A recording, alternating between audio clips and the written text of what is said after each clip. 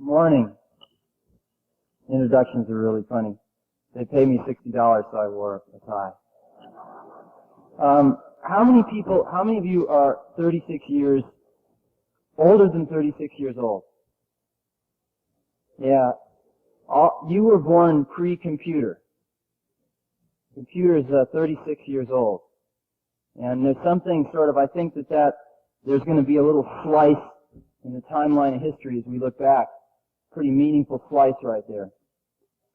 A lot of you are products of the television generation. I'm pretty much a product of the television generation, but to some extent starting to be a product of the computer generation. And the kids growing up now are definitely products of the computer generation. And in their lifetimes, the computer will become the predominant medium of communication, just as the television took over from the radio, took over from even the book. Boy, I'll talk about anything you want to talk about today. I have about 15 or 20 minutes of stuff that I just wanted to cover really quickly. And then whatever you want to talk about, we can talk about. How's that? Okay? How many of you own an Apple? Any? Or just any personal computer? Uh-oh. How many of you have used one or seen one? Anything like that? Good. Okay. Let's start off with what is a computer? What is a computer? It's really simple. It's just a simple machine, but it's a new type of machine. The gears, the pistons, have been replaced with electrons. How many of you have ever seen an electron? That's the problem with computers, is that you can't get your hands on the actual things that are moving around. You can't see them, and so they tend to be very intimidating because in a very small space there's billions of electrons running around, and we can't really get a hold on exactly what they look like.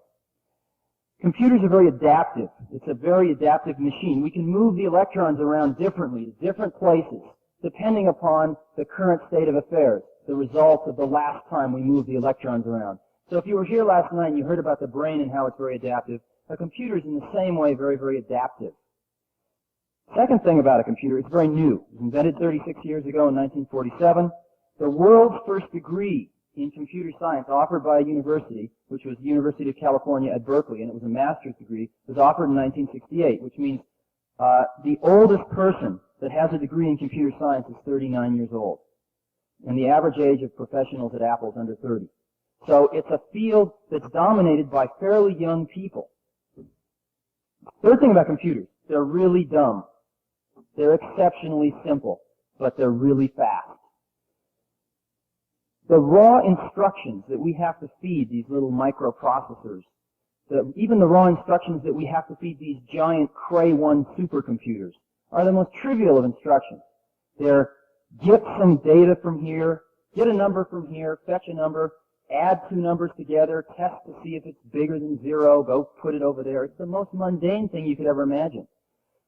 But the key thing about it is that, let's say I could move 100 times faster than anyone in here. In the blink of your eye, I could run out there and I could grab a bouquet of fresh spring flowers or something, and I could run back in here and I could snap my fingers, and you'd all think I was a magician or something.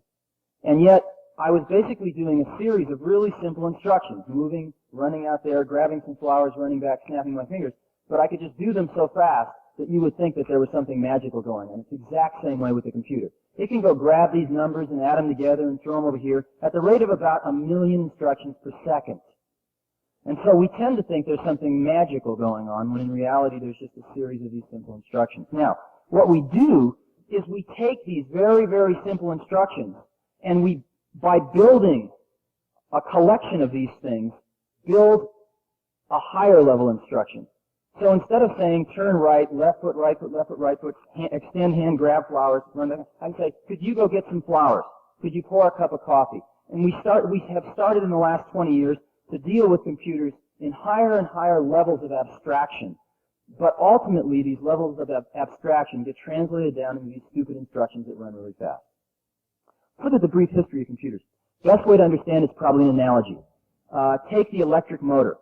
The electric motor was first invented in the late 1800s, and when it was first invented, it was only possible to build a very, very large one, which meant that it could only be cost-justified for very large applications, and therefore electric motors did not proliferate very fast at all.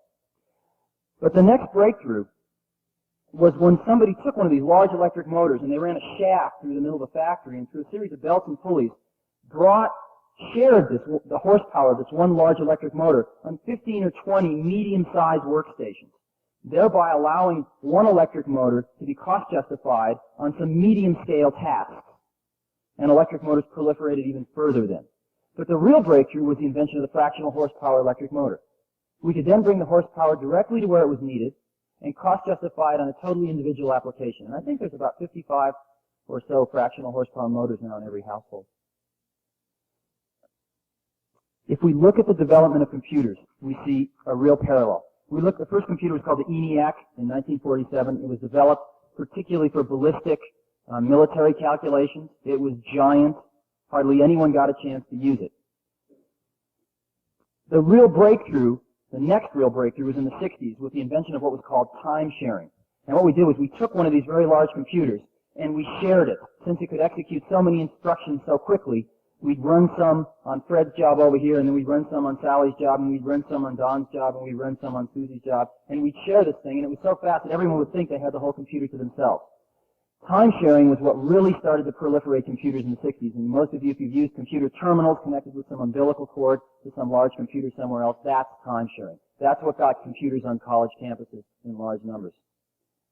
The reason Apple exists is because we stumbled on to fractional horsepower computing 5 years before anybody else. That's the reason we exist. We took these microprocessor chips, which is sort of a computer on a chip, and we surrounded it with all the other stuff you need to interact with a computer. And we made a computer that was about 13 pounds. And people would look at it and they'd say, well, where's the computer? This is just a terminal. We'd say, no, that is the computer. And after about 5 minutes of repeating this, finally a light bulb would go on in their minds. And they'd decide if they didn't like it, they could throw it out the window or run over it with their car. But that this was the entire computer. That's why we exist. Fractional horsepower computing. This fractional horsepower computing created a revolution. It was invented in 1976, the first personal computer. This year, in 1983, the industry is going to ship over 3 million of the little buggers. 3 million. By 1986, we're going to ship more computers than automobiles in this country. Let me digress for a minute. One of the reasons I'm here is because I need your help. If you've looked at computers, they look like garbage. All the great product designers are off designing automobiles, or they're off designing buildings. But hardly any of them are designing computers. And if we take a look, we're going to sell those 3 million computers this year. We're going to sell those 10 million computers in '86, whether they look like a piece of shit or they look great. It doesn't really matter because people are going to just suck this stuff up so fast that they're going to do it no matter what it looks like. And it doesn't cost any more money to make it look great. There are going to be these objects, this new object that's going to be in everyone's working environment, and is going to be in everyone's educational environment, and is going to be in everyone's home environment. And we have a shot at putting a great object there, or if we don't, we're going to put one more piece of junk object there. By an 86, 87 tick a year, people are going to be spending more time interacting with these machines than they do interacting with their big automobile machines today. People are going to be spending 2, 3 hours a day sometimes interacting with these machines, longer than they spend in a car. And so the industrial design, the software design, and how people interact with these things certainly must be given the consideration that we give automobiles today, if not a lot more. And if you take a look, what we've got is we've got a situation where most of the automobiles are not being designed in the United States, Europe, Japan. Televisions, audio, electronics, watches, cameras, bicycles, calculators, you name it. Most of the objects of our life are not designed in America. We've blown it. We've blown it from an industrial point of view because we've lost the markets to the foreign competitors. We've also blown it in a design point of view. And I think we have a chance, focusing on this new computing technology meeting people in the 80s. The fact that computers and society are out on a first date in the 80s. We have a chance to make these things beautiful, and we have a chance to communicate something through the design of the objects themselves. In addition to that, we're going to spend over $100 million in the next 12 months on media advertising. Apple alone. IBM will spend at least an equivalent amount. And we generate tens of millions of dollars worth of brochures, posters, more than the auto industry, again, as a comparison. And this stuff can either be great or it can be lousy. And we need help. We really, really need your help. Okay, let's go back to this revolution. What is happening? What's happening is the personal computer is a new medium of communication, one of the media. And so what's a medium? It's a technology of communication. A book is a medium, telephone, radio, television. These are mediums of communication. And each medium has pitfalls to it, has shortcomings, has boundaries which you can't cross, but it also generally has some new unique opportunities. The neat thing is that each medium shapes not only the communication that goes through it, but it shapes the process of communication. Perfect example. If you compare the telephone to what we're seeing now in electronic mail, where we link a bunch of computers together and we can send messages to an electronic mailbox, which people can then receive at their leisure, we see that indeed, in one sense, we're sending voice through these wires, and in another sense, we're sending ones and zeros through these wires. So the content that's traveling through the medium is certainly different. But the most interesting thing that's different is the process of communication. When I talk on a telephone with anyone, we both have to be on the phone at the same time. When I'm working or when I want to send something to somebody with a computer terminal, I want to do a drawing and zip it over and put it in their mailbox, they don't need to be there. They can retrieve it at 12 a.m. in the morning. They can retrieve it 3 days later. They can be in New York and retrieve it. One of these days when we have portable computers with radio links, they can be walking around Aspen and retrieve it. And so the process of communication itself changes as the mediums evolve.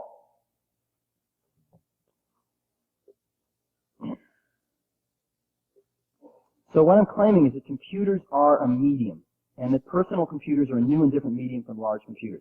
What happens when a new medium enters the scene is that we tend to fall back into old media habits. And let's look at a few transitions from one medium to another. Radio to television, television to this incredible new interactive medium of the video disc. If you go back and you look at the first television shows, they're basically radio shows with a television camera pointed at them. And it took us the better part of the 50s to really understand how television was going to come into its own as its own medium. And I really think the first time that a lot of people were shook into realizing that television had come of age was the JFK funeral.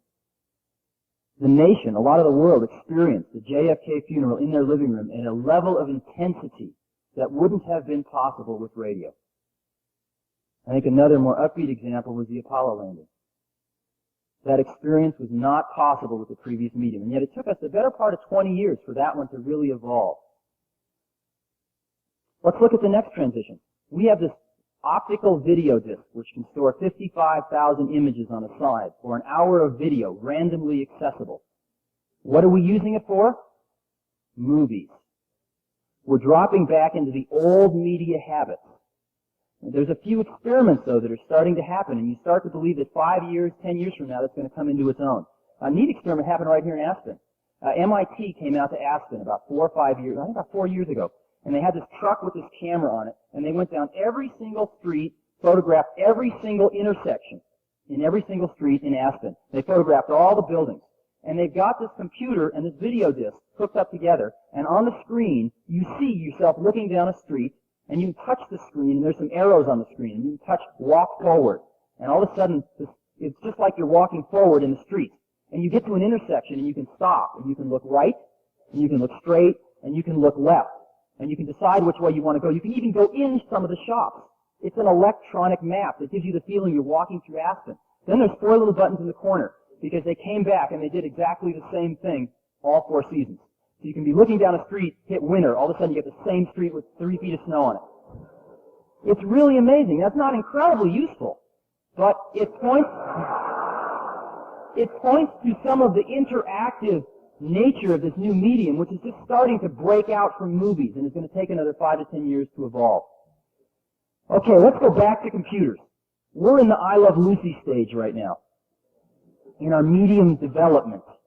What we did was microcomputers, personal computers, first come on the scene. What do? We fall back into old media habits. We run these weird languages like COBOL. We do business accounting on them. That's the kind of stuff we have been doing on them historically. It took us about 4 years before we started breaking out of that. And we're just starting to break out of it now. When you look at Lisa, Lisa enables a person like me, I'm not an artist in the sense that many of you are, I can sit down and I can draw artistic pictures with that thing. Because there's a program called Lisa Draw. And if I don't like what I've just drawn, I can erase it. I can move it. I can shrink it. I can grow it. I can change its texture. There's a little airbrush. The more I scrub, the darker it gets. I can put soft edges on things, hard edges on things. And so I have no talent at drawing at all, can make neat drawings. And then I can cut them out and I can paste them into my documents so that I can combine pictures and words. And then I can send it onto the electronic mailbox to somebody else that's living here in Aspen, can dial up a phone number and get their mail and see this drawing that I made. So we're starting to break out, and you can just see it now. And it's really exciting. So where we are is that the personal computer is a new medium, and that society and computers are really meeting for the first time in the 80s. In 15 years, it's going to be all over in terms of this first phase, getting these tools out into society in large numbers. But during the next 15 years, if we have an opportunity to do it great or to do it so-so. And what a lot of us at Apple are working on is trying to do it great. I want to look at one last thing, and we can talk about whatever you want to talk about. What is a computer program? Do you know what a computer program is? Anybody? No? Sort of? Sort of. It's an odd thing. It's really an odd thing. You've never seen an electron, but computer programs have no physical manifestation at all. They're simply ideas expressed on paper. Computer programs are archetypal. What do I mean by that? Let's compare computer programming to television programming. Again, if you go back and you look at the tapes of the JFK funeral in 1963, I guess, you'll start to cry. You will feel a lot of the same feelings you felt when you were watching that 20 years ago. Why? Because through the art of television programming, we are very good at capturing a set of experiences, an experience, 2 experiences, 20 experiences, and being able to recreate them. We're very good at that. It takes a lot of money, and it's somewhat limited, but we can do a pretty good job of that. You can really feel the excitement of Neil Armstrong landing on the moon. Computer programming does something a little different. What computer programming does is it captures the underlying principles of an experience. Not the experience itself, but the underlying principles of the experience. And those principles can enable thousands of different experiences that all follow those laws, if you will. And the perfect example is a video game. What does a video game do? It follows the laws of gravity, of angular momentum, and it sets up this stupid little Pong game. But the ball always follows these laws. No 2 Pong games are ever the same. And yet every single Pong game follows these underlying principles. I'll give you another example. There's a neat program called Hammurabi. And Hammurabi, there's 7-year-old kids playing this. And it's a game, and comes up on the screen, and goes, you're King Hammurabi. He goes, oh, King Hammurabi. And you get to be King Hammurabi of the ancient kingdom of Sumeria for 10 years. And so, oh, King Hammurabi, this is year 1. You have 1,000 bushels of wheat in storage, you have 100 people, and you have 100 acres of land. Land is trading at 24 bushels an acre. Would you like to sell any land? No. Would you like to buy any land? No. How much would you like to plant? How much would you like to plant? And it turns out that if you don't plant enough, some of your people will starve the next year. And if you plant a lot, then people will come from the surrounding villages because you got a hot village to live in and you feed them well. So you plant a certain amount, but you need then it says how much. Oh, I'm sorry. So you feed your people a certain amount, and then it asks you how much would you like to plant. And you have to plant so much as well in order to get the grain the next year. But you can't plant more acres than you have people to plant the acres. And so if you go on a land buying spree at the beginning, and you don't feed your people well because you spent all your grain buying land, then you don't have the people to plant the land, so it doesn't do you any good. If you don't plant the land and you feed your people a ton, all these other people come from the surrounding villages, but they starve the next year. And there are these 7-year-olds, and it goes on year 2, year 3, and every once in a while it throws in the rats ate some of the grain and you're in deep trouble. What are you going to do? Kill some people or sell some land or whatever. And it's crude. But basically there are these 7-year-old kids playing with this macroeconomic model. And you can argue about the content of the model. But one thing you can't argue about, they will sit there for hours and play that and learn. And we've got to get our models better and better and more sophisticated. But that is an interactive way of learning that none of us ever had when we were growing up. And again, thousands of individual experiences but all based on that one set of underlying principles. When I was going to school, I had a few great teachers and a lot of mediocre teachers. And the thing that probably kept me out of jail was books. Because I could go read what Aristotle wrote or what Plato wrote. And I didn't have to have an intermediary in the way. And a book was a phenomenal thing. It got right from the source to the destination without anything in the middle. The problem was you can't ask Aristotle a question.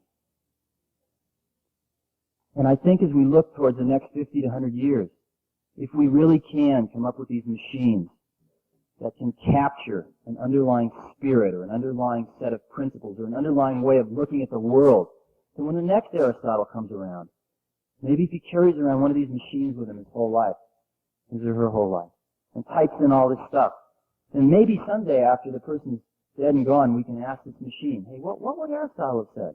What about this? And maybe we won't get the right answer, but maybe we will. And that's really exciting to me. And that's one of the reasons I'm doing what I'm doing. So what do you want to talk about?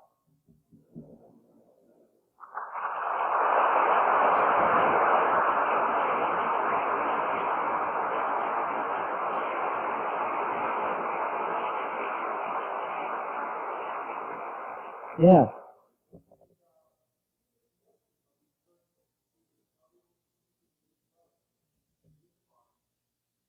Yeah, it's a mess. Okay? Okay. How are these computers all going to work together? They're going to probably work together a lot like people. Sometimes they're going to work together really well, and other times they're not going to work together so well. What we've got now is we are putting a lot of computers out that are made to be used pretty much in what we call a standalone mode. One person, one computer. But it isn't very long before you get a community of users using these things that really want to hook them all together. Because ultimately a computer is going to be a tool for communication. So they want to hook them together and communicate. And over the next 5 years, the standards for doing this are going to evolve. They all speak different languages right now.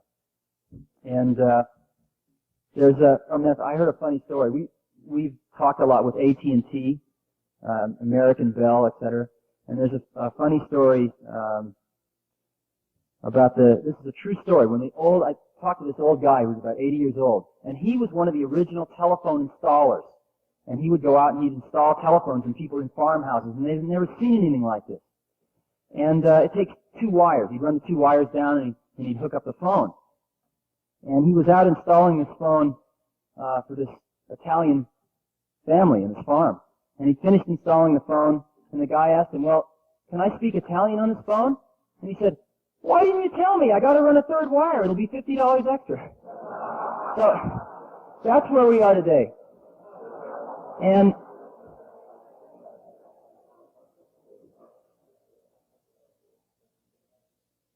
what happened, there's been a few installations where people have hooked these things together. The one installation that stands out is a Xerox did it at a place called Palo Alto Research Center, or PARC for short.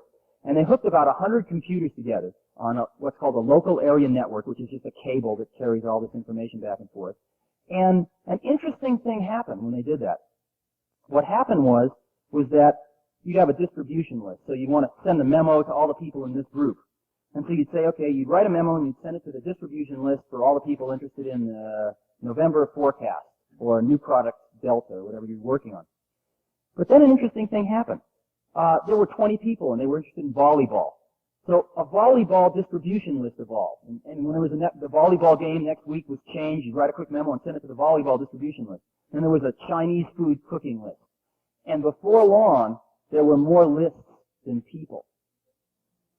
And it was a very, very interesting phenomenon because I think that's exactly what's going to happen, is that as we start to tie these things together, they're going to facilitate communication and facilitate bringing people together in the special interests that they have. And we're about 5 years away from really solving the problems of hooking these computers together in the office. And we're about 10 to 15 years away of solving the problems of hooking them together in the home. And a lot of people working on it, but it's a a pretty fierce problem. Now, Apple's strategy is really simple. What we want to do is we want to put an incredibly great computer in a book that you can carry around with you that you can learn how to use in 20 minutes. That's what we want to do, and we want to do it this decade. And we really want to do it with a radio link in it, so you don't have to hook up to anything. You're in communication with all these larger databases and other computers. We don't know how to do that now. It's impossible technically. So we had three options. One was to do nothing. And as I mentioned, we're all pretty young and impatient, so that was not a good option. The second one was to put a piece of garbage computer in a book. And we can do that, but our competitors are doing that, and so we don't need to do that. The third option was to design the computer that we want to put into the book eventually, even though we can't put it into the book now.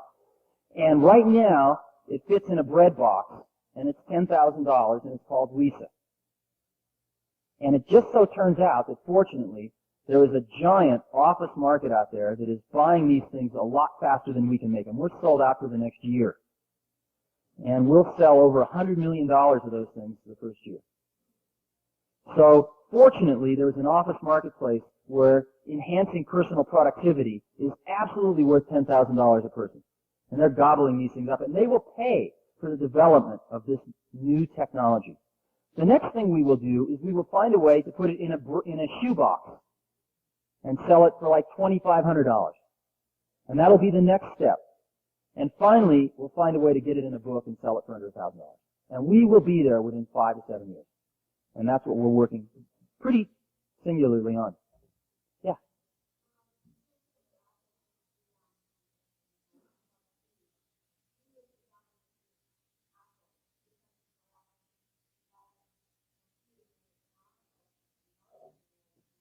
Uh-huh.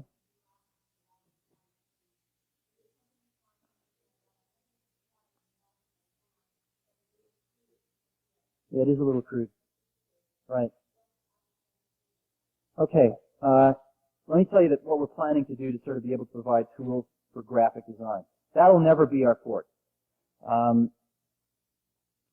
fort is going to be just people. And relative to nothing, what we can give them in the next 5 years is a lot. And eventually we'll get to the point where people can create images that are as good as they could create any other way. But it's going to take the better part of this decade to be able to get it down to a price level that people can afford. But we're doing some things now. Every computer to date has used a weird type on the screen, as you've known. The I's are just as wide as the W's. They're non-proportionally spaced fonts, we call them. You call them. And it's really been impossible to use multiple fonts on the screen at any given time. Matter of fact, the fonts have been just garbage. And it's really been impossible to embed any kind of graphics with text. If you take a look at Lisa, it is totally proportionally spaced text. We have 30, 40 fonts on the screen that come out at approximately 80 dots per inch resolution on the screen, approximately up to 300 dots per inch resolution on a laser printer. And that's where we are today. And what you're saying is we really want to go to 6, 7, 800 dots per inch on a laser film printer. We're not there yet. But we're solving the problems of injecting some liberal arts into these computers. That's what we're trying to do right now. Let's get proportionally spaced fonts in there. Let's get multiple fonts in there. Let's get graphics in there so that we can deal in pictures. And let's get to the point where 3 years from now, when there is going to be no college student 3 or 4 years from now that's ever going to think of writing a paper without one of these things. And just like they will not think of going to a science class without a calculator today. And where we've got to get to is where people 3, 4 years from now are using these things and go, wasn't this the way it always was? That's where we're trying to get to now. Once we get to there, then we can look at some of the other stuff. Yeah.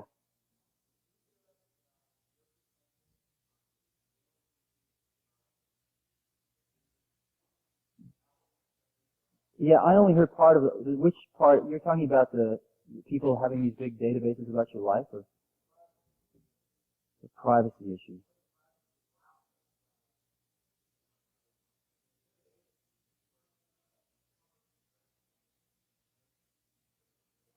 Okay. I guess what I see now is an incredible amount of information, but not a very great ability to distill any sort of knowledge or wisdom out of that information.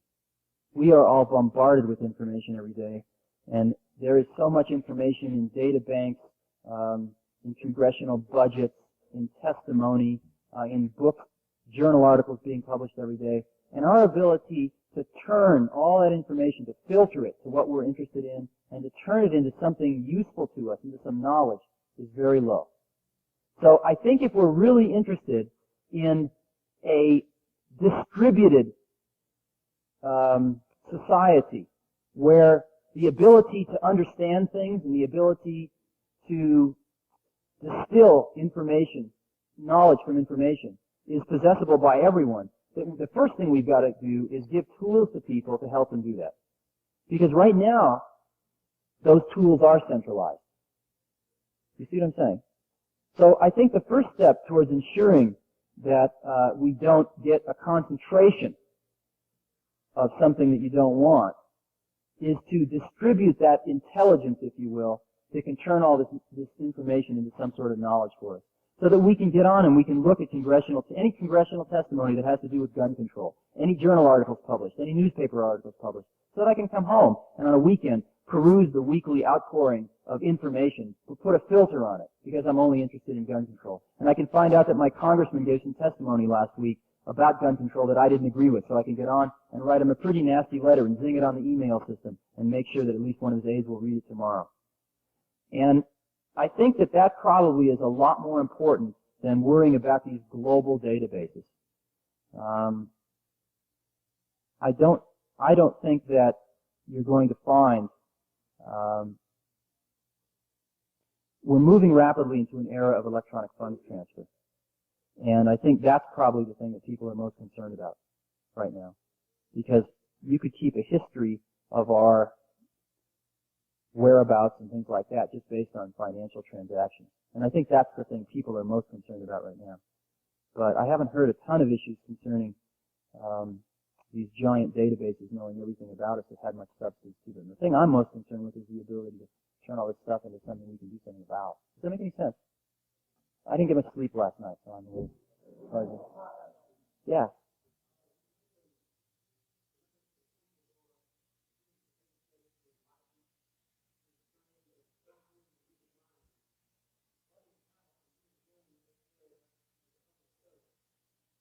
Public service.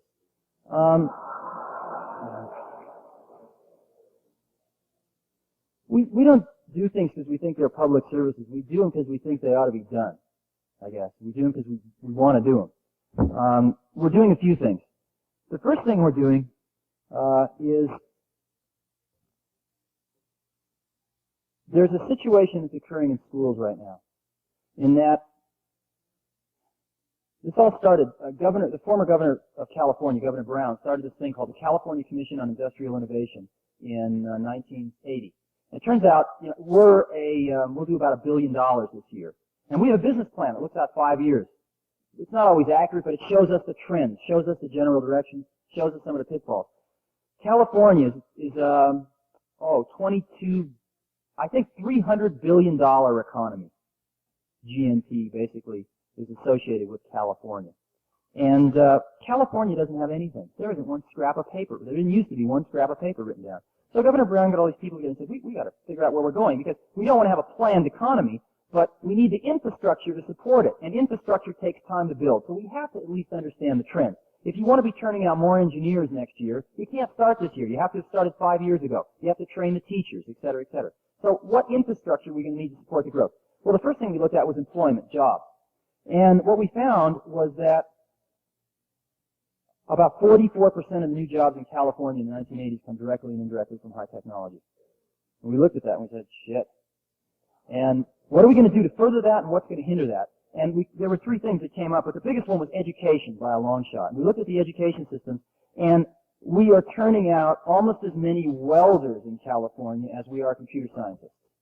And these welders are coming out of school, and there ain't any jobs for them. And this is just a minute example of the problem. And so one of the things that Apple decided to do, and this is not going to make a giant difference, but it could be a catalyst to get something started, is we decided we wanted to give a computer to every school in America. And there's 100,000 schools in America. And we figured if there was just one there, at least the kids that were interested would somehow find a way to get to it. And possibly they'd start to understand a little bit about what computers were, maybe integrate them into one or two classes. And so we figured that that would cost approximately $50 million, and we'd go broke. So we went to Congress, and we said, look, we'll pay 10 of this if you pay 40 of it. That's 10 right out of our bank account. And just to give you a perspective on it, in 1981, Apple made $40 million total after working our butts off for a year. So we were willing to spend 25% of our 81 profits to do that. And we got very close to getting this passed, but Bob Dole in the Senate killed it because he didn't really understand it.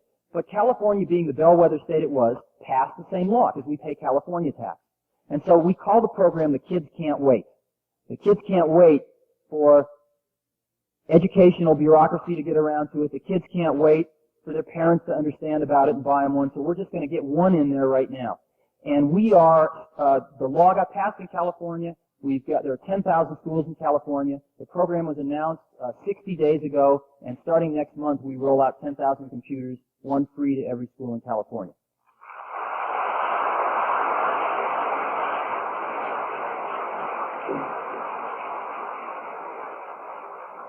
And I guess the important thing, though, to restate, this isn't going to fundamentally change the problem. But at least it's going to get one computer in there so that if there is a student, especially in one of the schools that can't afford these things, which is another thing that concerns us, is computer have not split, at least they'll get exposure to one. So, yeah.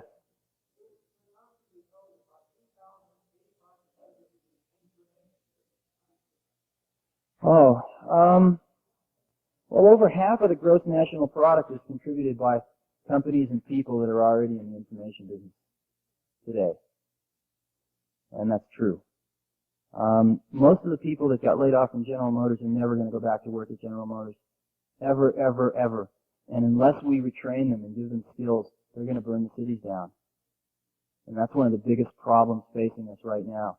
It's real easy to talk high tech. It's real hard to take all these guys that have been putting fenders on for 15 years, servicing computers. It's going to be really hard, and we're not paying enough attention to it right now. But we're already in the information age.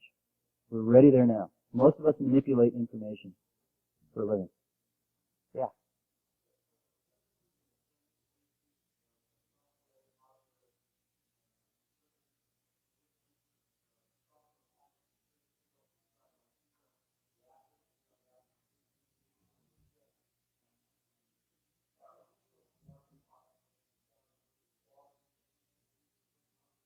Right. That's right. Here's a challenge for you. You want to just make a great contribution, have fun, make zillions of dollars all at the same time. There are about 20,000 programs for the Apple II. There's for the IBM PC, which is the second most popular one now, there's about maybe 2,000 programs. That's a lot. And you go to buy one of these things and you don't know what to buy. So you go ask the computer dealer, which one should I buy? And that person doesn't know. They're out selling computers. They're not looking at software, and so they give you a bullshit answer and you buy it, and maybe you're happy and maybe you're not. Now, compare that to records. Most people walking into a record store know exactly what record they want to buy. They don't go up and say, what record should I buy?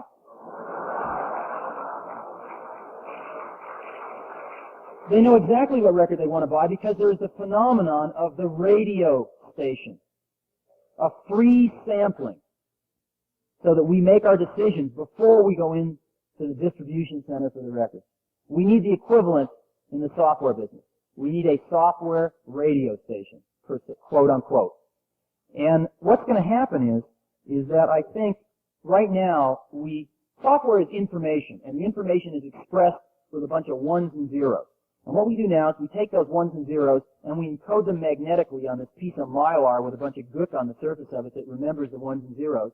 We take it, we put it in a package with a manual, we take that, we put it on a truck, we ship it to a dealer, they take it out of the truck, they put it on the shelf, it sits there for a while, costing them money, a customer comes in, peruses them, and picks one out, takes it home, shoves it in their computer, and it translates it back to electrical impulses of ones and zeros. Now, that's a pretty long path.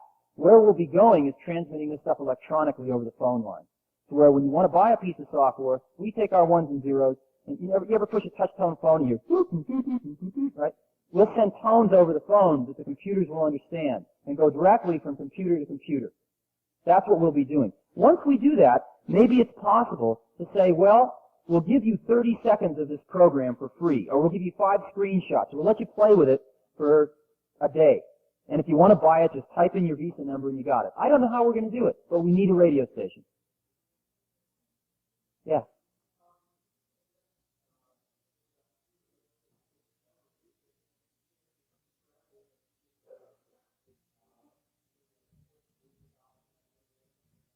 Right.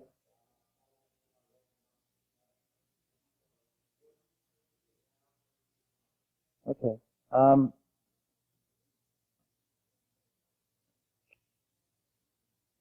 There are two things to do to get people and computers together. One thing is to make computers easier to use, and the other thing is for people to get more and more familiar with the concept. How many people here own a Hewlett-Packard calculator? Yeah, not a lot. How many people know about them, right? Do you know the difference between reverse Polish notation and the way the TI ones work, how the HP ones sort of work backwards, right? Do you know about that? No? Some of you do, though, right? Probably maybe a quarter of you, maybe. If you had, tried to explain that to somebody 10 years ago, it would have been just like computers are now. And yet, in 10 years, the HP 35 was first introduced in 1972. In 10 years, people gradually understand some of these concepts. If you've given one of these Casio watches, which got 18 alarms and plays music for you and everything else, to somebody 10 years ago, and tried to explain to them how to set the alarm and stuff like that, it wouldn't have been possible. Automatic bank telling machines, et cetera, et cetera. So gradually the level of technical literacy is rising. The problem is we're educating people on these garbage devices. Setting a Casio watch is really a pain still.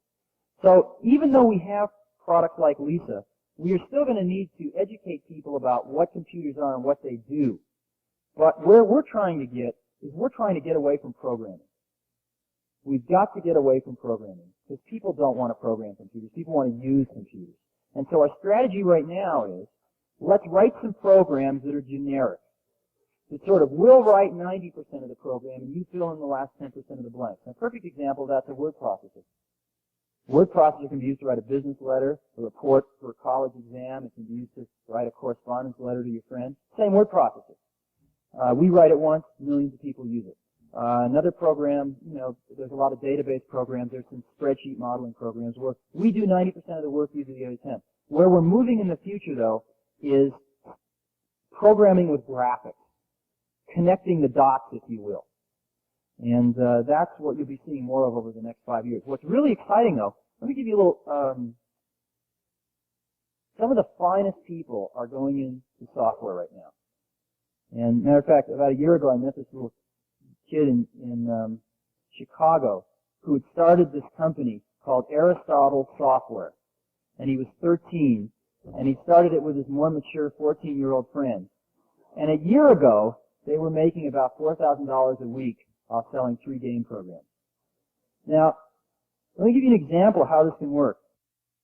Apple IIs out there, 1 million. And people have paid about $2,000 for them.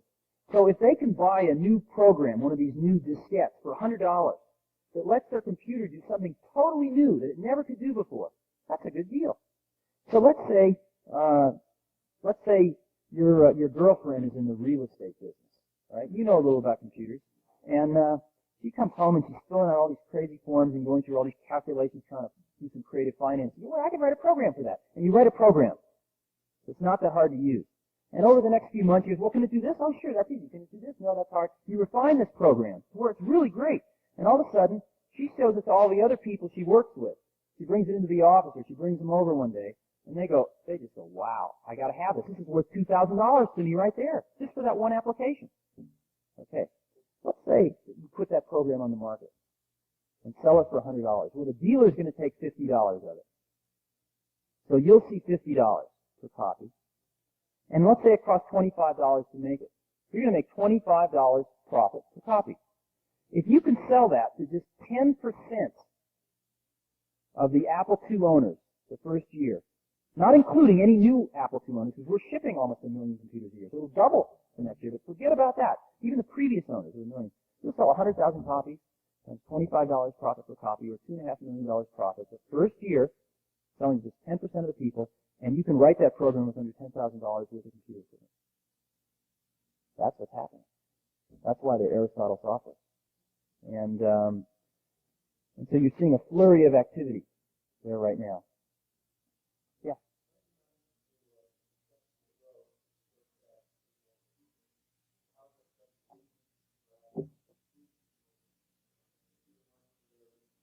Okay. The actual turnover at Apple has been very, very low since inception. It's been under 5% since inception, actually. Okay, we do it in a few ways. First thing we do is, what's happening is the definition of an American corporation is evolving. And it's evolving in a almost semi-socialistic dimension, which is very interesting. 100% of the professionals at Apple own stock in the company. 100%. Everybody owns stock in the company. And what that means is these traditional barriers. I've never heard the word labor or management mentioned at Apple, ever in my life. We have no unions or anything. People say, God, the electronics industry doesn't have any unions. And that's true in one way, but in the other way, we've got like one of the best unions of everybody going towards the same exact goals and objectives that I've ever seen in my life. It's on sort of an economic scale for sure, because it's in everybody's best interest to see the stock go up. But more importantly, we feel that for some crazy reason, we're in the right place at the right time to put something back. And what I mean by that is most of us didn't make the clothes we're wearing, and we didn't cook or grow the food that we eat, and we're speaking a language that was developed by other people. We use mathematics that was developed by other people. We're constantly taking. And the ability to put something back into that pool of human experience is extremely neat. And I think that everyone knows that in the next 10 years, we have the chance to really do that. And we can look back, and while we're doing it, it's pretty fun too, but we can look back and say, God, we were a part of that. And so everyone is working 18 hours a day right now. Now, on the people side, we believe in the phenomenon of great people. And what I mean by that is we think there are people that are so good that they can run circles around 5 pretty good people. Okay? And those are the kind of people that we want at Apple. They're hard they're all idiosyncratic, but they're the fun people of the world. They're the artists of the world. And so what we have is sort of a very small company in terms of people for our revenue. We are going to cross $1 billion in sales very shortly with under 5,000 people worldwide. And that's phenomenal. And I think our feeling has been that what we want to do is keep the number of people down so that we can spend time with. Right. No, not very many are. Under 2,000 are.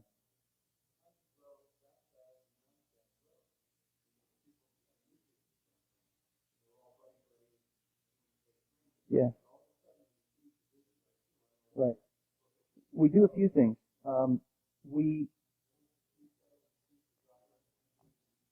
Right. Exactly right. The first thing we do is we've always tried to hire people that were much better than we needed for the current job, because within 6 months they'd be fighting to keep up with it. Second thing, though, is we've always tried to hire people. The reason we hire people is to tell us what to do. And so at Apple, when you get hired, some people survive and some don't. But in general, it's, hey, this is the general thing we think we need done. Go figure out what we need. Come back and tell us how much it's going to cost, and go do it. And so we've got an incredible group of entrepreneurs.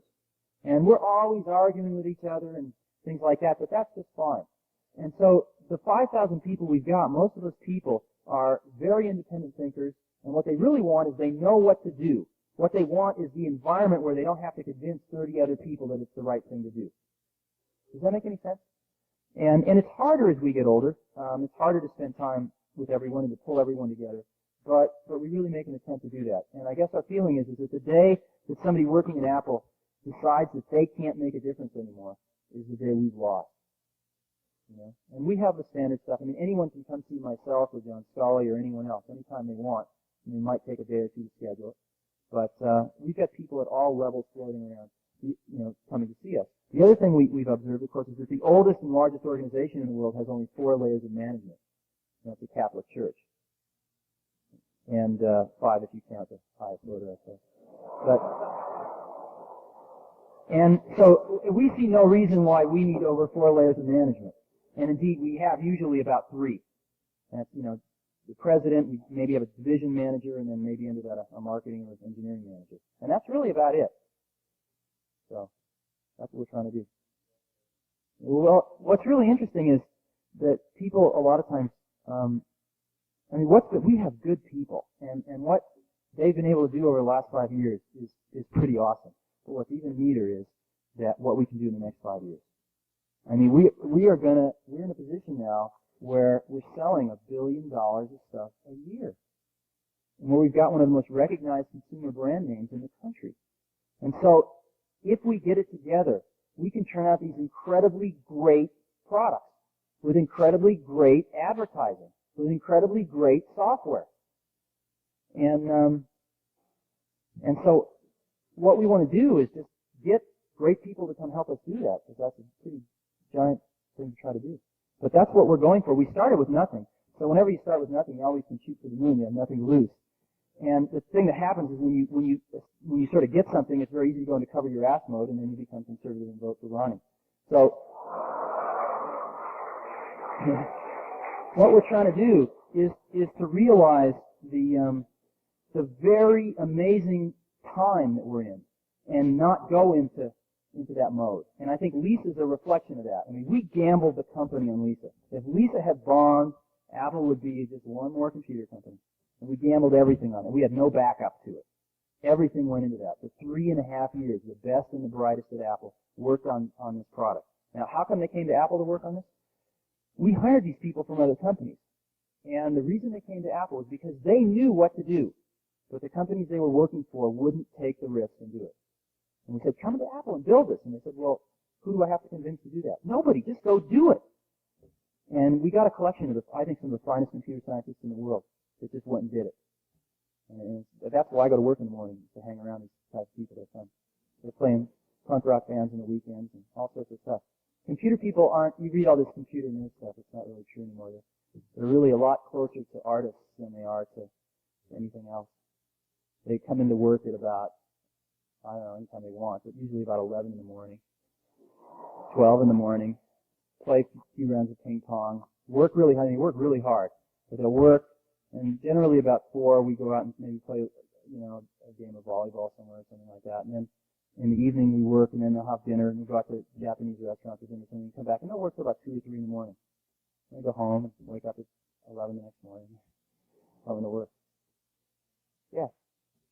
Yeah, sure. Why not?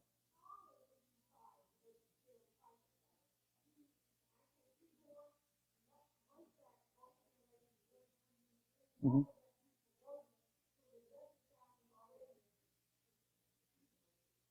Uh-oh. Can you teach skiing?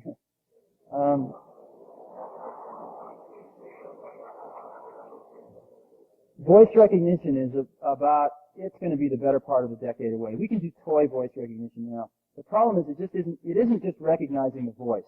When you talk to somebody, understanding language is much harder than understanding voice. We can sort out the words, but what do they all mean? And most language is exceptionally contextually driven. In other words, one word means something in this context, it means something entirely different in another context. And when you're talking to somebody, people interact. It's not a one-way communication. It's like, yep, and they gracefully interact. They go in and out of levels of detail. And boy, this stuff's hard. So I think you're really looking at the better part of a decade before we get even close to that. I don't know how much time we have. I think I'm about to. Thank you very much. I've enjoyed it.